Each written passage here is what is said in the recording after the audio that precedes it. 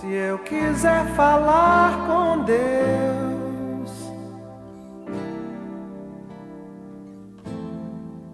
tenho que ficar a sós.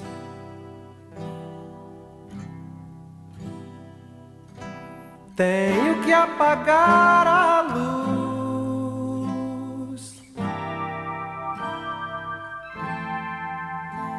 Tenho que calar a voz.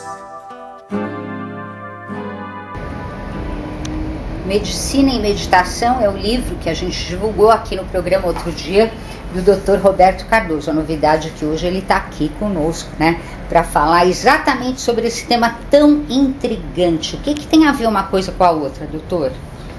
Muita coisa, Isabel. Medicina e meditação não precisam mais ser atividades antagônicas. Essa ideia de que você teria que escolher entre a medicina ou a meditação é algo que já passou.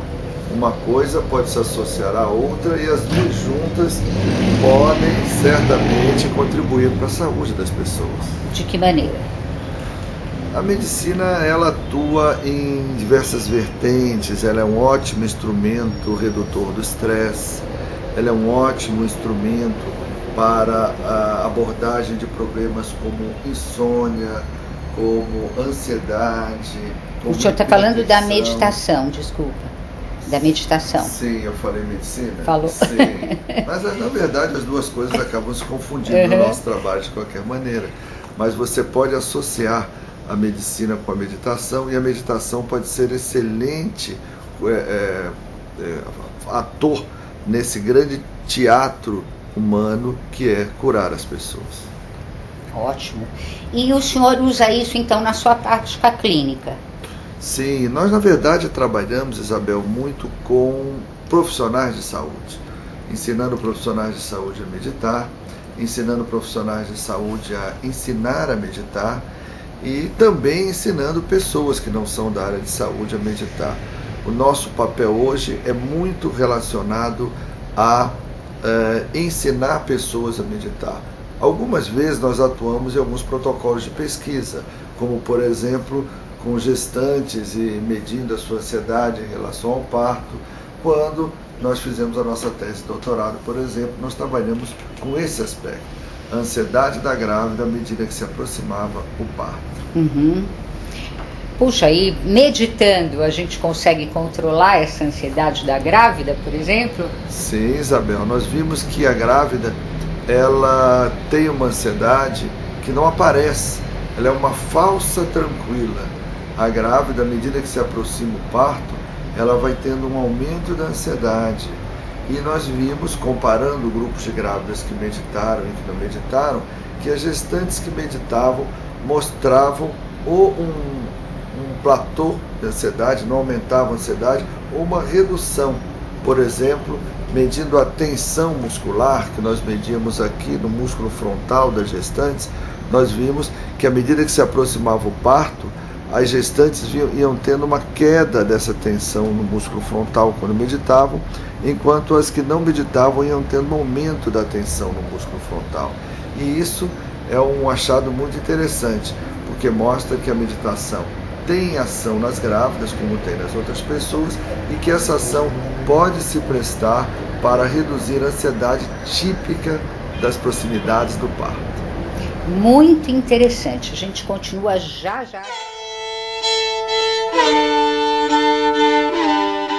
Coincidência, hoje tem 2 livros com a palavra amante.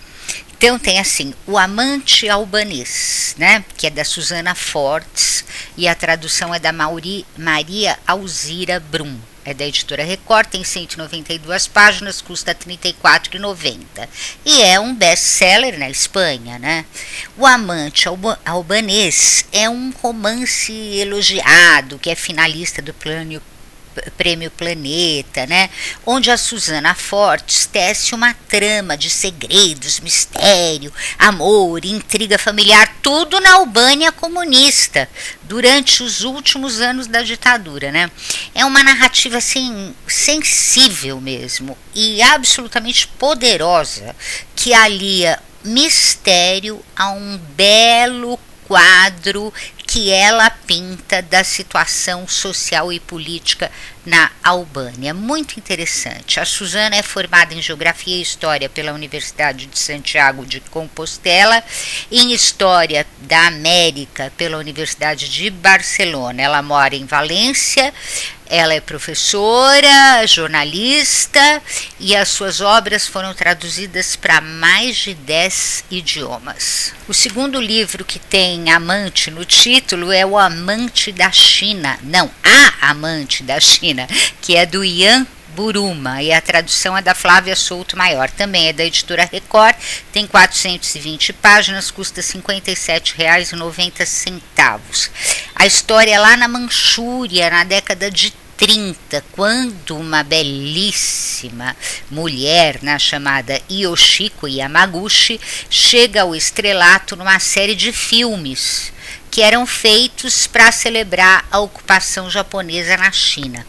Aí ela tem o pseudônimo de Rikoran e ela cria sensação naqueles melodramas, no cinema, retratando o romance entre uma camponesa chinesa e um heróico capitão e tal, de um navio japonês.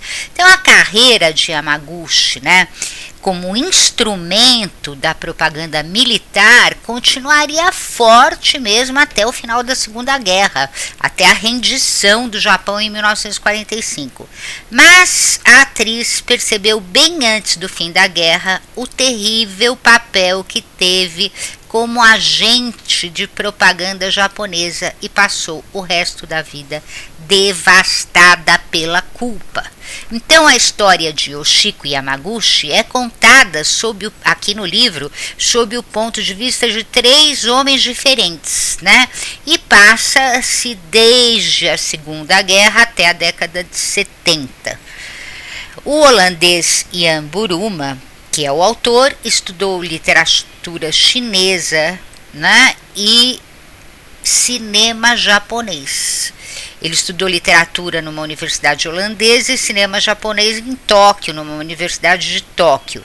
E é professor atualmente de direitos humanos e é também jornalista. Ele fala inglês, alemão, francês, japonês e mandarim. E tem só 15 livros publicados. A Dieta das Calorias do Bem é do César Pedroso, com a colaboração do Arthur Kaufmann e do Máurio Giuselini. O Arthur Kaufmann você conhece também muito bem dos nossos programas médicos, o Dr. Arthur Kaufmann, e também aqui eu já divulguei um livro dele, organizado por ele. Esse aqui é da editora Abril e da revista Boa Forma.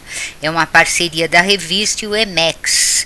O EMEX é um centro de nutrição orientada, E o César Pedroso, que é o autor do livro, coordenou a implantação da dieta dos pontos na cidade gaúcha de Lagoa dos Três Cantos e levou cerca de 500 habitantes a perder 3.900 quilos. Em 2006, a pedido da Secretaria do Estado da Saúde de São Paulo, o seu programa de redução alimentar ajudou 5.500 funcionários do HC, Hospital das Clínicas, da Faculdade de Medicina da USP, a eliminar 5 toneladas em 15 meses. No livro você encontra o programa de desintoxicação que prepara o corpo para o emagrecimento, várias opções de cardápio e tabela de calorias.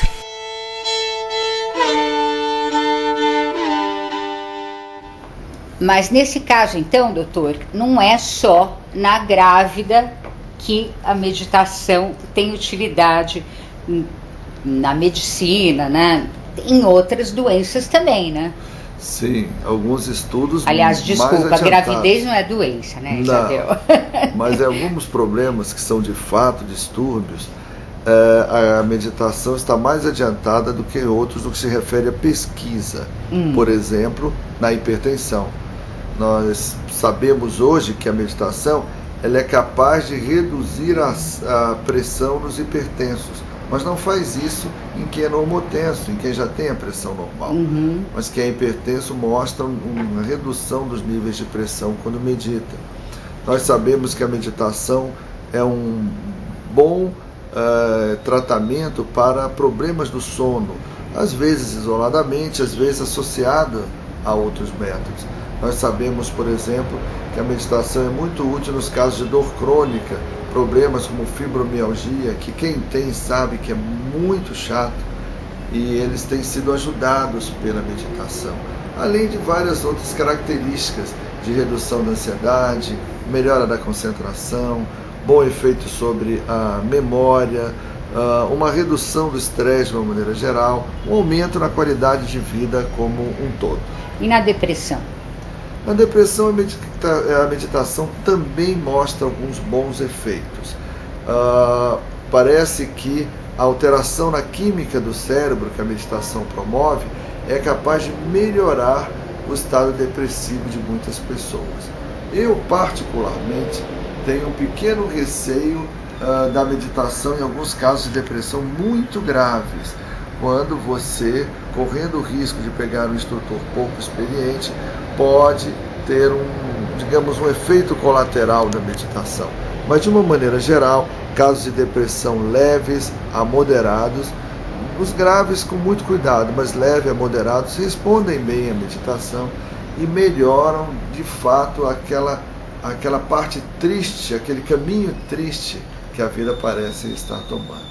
Sabe, doutor, quando eu comecei a entrevistar médicos na televisão há quase 3 décadas, né, a palavra psicossomática, o componente emocional, sociocultural das doenças, era visto com muita restrição pelos médicos, né? Porque não tinha muito como você comprovar, e isso mudou completamente. Mas a meditação é um dado novo, né? Enfrenta esse tipo de resistência também no meio médico? Na verdade, não tanto, Isabel. A meditação, ela começou a ser estudada, publicada em grandes revistas médicas em 75. São quantos anos? 40 Muitos anos já. 40 e poucos anos. Então, há muito tempo, escolas grandes, em 75, foi o grupo de Harvard que publicou sobre meditação no Jornal Americano de Fisiologia e já mostrava bons resultados de meditadores com relação a marcadores de estresse agudo. E hoje a meditação é muito mais estudada do que era antes. Enfrenta, às vezes, alguma desconfiança quando ela é trazida para o meio médico ou quando ela é apresentada a um público de acadêmicos, necessariamente atrelada a uma corrente místico-filosófica ou místico-religiosa. Isso às vezes traz problemas, porque na verdade a pessoa é convidada para falar sobre meditação e ela fala muito mais sobre uma religião, sobre um determinado dogma religioso, do que sobre a técnica meditativa propriamente dita. Aí realmente fica mais difícil, né? Fica a aceitação. Mais difícil. Nós temos trabalhado com a meditação no meio médico, trabalhando com os aspectos técnicos da meditação. De fato, quando as pessoas meditam, existe um percentual que os estudos mostram que é alguma coisa entre 25% e quase 50%, uma boa parte das pessoas que descreve a experiência meditativa como uma experiência espiritual, que elas definiriam como uma experiência espiritual. Mas isso é um efeito da meditação. Isso não é uma coisa obrigatoriamente trazida para a comunidade acadêmica junto com a técnica. A técnica da meditação é o que deve ser ensinado e praticado no meio acadêmico, porque aí você não vai ter tanta resistência. Quando você fala de efeitos, aí a discussão se torna um pouco mais movediça e sujeita a chuvas e trovoadas, a diferentes opiniões e a alguma resistência. Segredos de Mulher, diálogos entre um ginecologista e um psicanalista, da editora Ateneu, é de autoria do Dr. Alexandre Faisal Cury e do Dr. Rubens Marcelo Volek. O Dr. Alexandre Faisal Cury, também você conhece bem dos nossos programas, é um ginecologista muito voltado para a medicina psicossomática. Então ele se uniu ao psicanalista e aí eles contam 16 histórias que contêm contemplam as maiores dificuldades vividas pelas mulheres, como insatisfação sexual, TPM, depressão pós-parto, menopausa, mioma, dor no sexo, esterilidade. Então, eles analisam esses problemas que são aparentemente comuns, não somente sob uma ótica física, mas também considerando fatores emocionais e sua influência nas manifestações do corpo. É muito legal esse livro.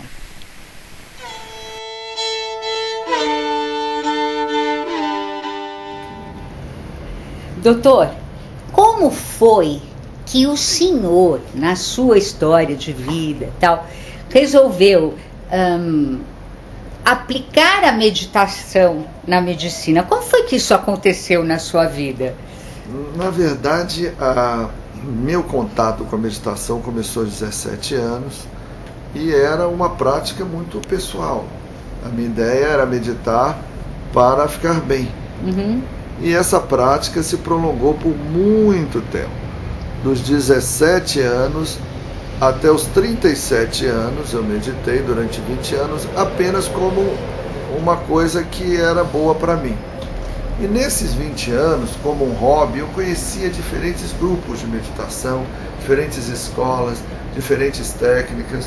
Isso foi um hobby por 20 anos. Apenas em 97, 98, eu comecei a ter uma ideia de trazer a meditação para o meio médico.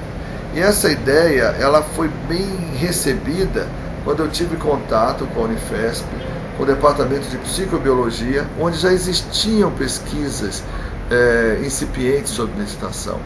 E aí nós conseguimos atrelar a meditação a um contexto médico. A primeira coisa que nós fizemos, Isabel, foi criar uma linguagem para falar de meditação para o meio médico. Essa linguagem seria a linguagem que nós usaríamos no meu doutorado, mas na verdade a criação da linguagem, da definição operacional, é uma coisa que fez muito mais sucesso do que o próprio doutorado, porque hoje a Agência Nacional de Saúde dos Estados Unidos, ela nos cita, a Agência Nacional de Pesquisa e Qualidade de Saúde americana cita a nossa forma operacional como aquela que ela considera mais adequada, e vários trabalhos e teses, livros no mundo inteiro têm utilizado a nossa técnica. Hoje, você entra no site dos Marines, dos Fuzileiros Navais Americanos, você vê que os Marines estão aprendendo a meditar. E quando você pega a apresentação da forma operacional que eles estão usando, está lá a citação da forma operacional que o grupo da Unifesp desenvolveu. Por isso, criar uma forma de falar de meditação foi o nosso grande trabalho e tem sido a nossa grande batalha. Trazer a meditação de uma forma que se fale e que todos possam aceitar e, principalmente, utilizar e se beneficiar também dela. Agora, doutor, eu tenho uma curiosidade. Eu fiquei muito, assim, intrigada quando, nos anos 90, no começo dos anos 90, apareceram esses modernos antidepressivos e tal. E um dia eu estava conversando com a doutora Helena Calil, que é, inclusive, da sua escola, e ela me disse assim: mas, Isabel, a psicoterapia faz no cérebro o mesmo efeito químico que faz uma droga dessas, eventualmente. Só que a droga age mais rápido, a psicoterapia nem sempre vai tão rápido, aliás, vai bem mais devagar. A meditação, o senhor falou no outro bloco, tem também um efeito físico no cérebro? Sim, tem.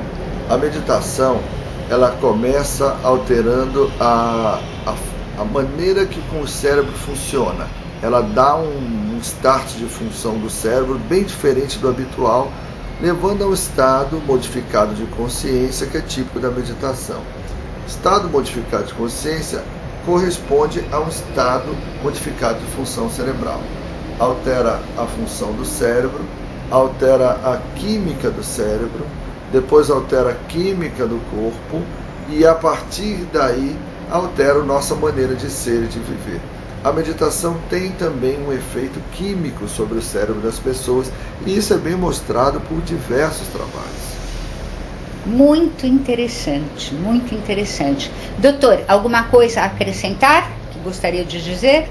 Eu acredito que as pessoas poderiam olhar para a meditação como um instrumento de saúde. poderiam se libertar daquela ideia de que meditação é uma coisa feita para quem quer ter uma determinada religião, para quem antes de meditar vai precisar usar um tipo de roupa diferente, mudar um hábito alimentar, mudar vários hábitos de vida. Não, não é necessário. A meditação ela pode vir como instrumento de saúde que vai ter efeitos. E à medida que tiver seus bons efeitos, entre eles poderão vir os efeitos sobre a nossa maneira de pensar e de se comportar, e aí as suas consequências benéficas também virão. Muito obrigada, Dr. Roberto, pela sua presença aqui no programa Só Saúde. Obrigado, Isabel. Foi um prazer ter estado com você. Se eu quiser falar com Deus, tenho que ficar a sós.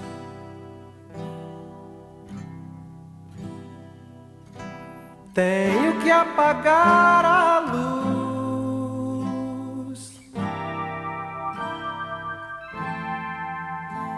Tenho que calar a voz.